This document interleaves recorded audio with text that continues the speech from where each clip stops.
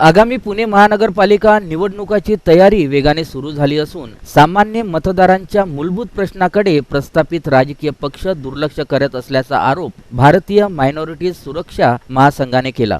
सर्वसामान्य गोरगरीब झोपडपट्टीवासीय तसेच अल्पसंख्याक समाजाचे प्रश्न सोडवण्यासाठी भारतीय मायनॉरिटी सुरक्षा महासंघ पुणे महानगरपालिका निवडणूक लढवणार असल्याची माहिती शहराध्यक्ष तौसिफ अब्बास शेख यांनी पत्रकार परिषदेत दिली।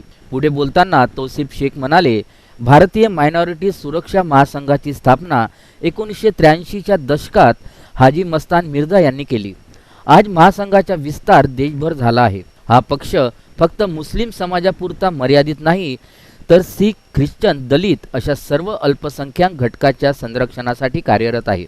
महासंघात या सर्व समाजांचे प्रतिनिधी सक्रिय आहेत। भारतीय मायनॉरिटी सुरक्षा महासंघ अध्यक्ष मी स्वतः पुणे शहर तौसिफ अब्बास शेख।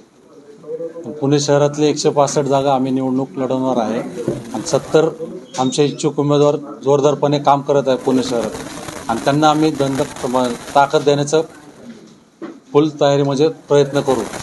आणि आता पुणे शहरात आगामी निवडणूक लागल्यामुळं याच्यात काँग्रेस पक्ष झालं, BJP झालं आणि जास्त जे मोठे पक्ष आहे ते सामान्य कार्यकर्त्याला न्याय देत नाही आहे।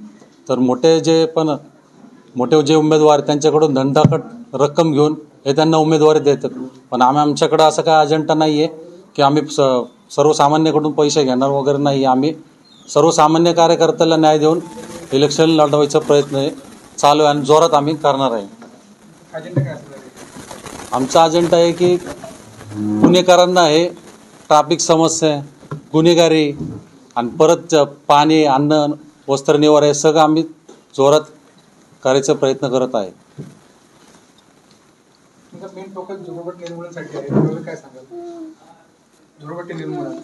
झोपडपट्टी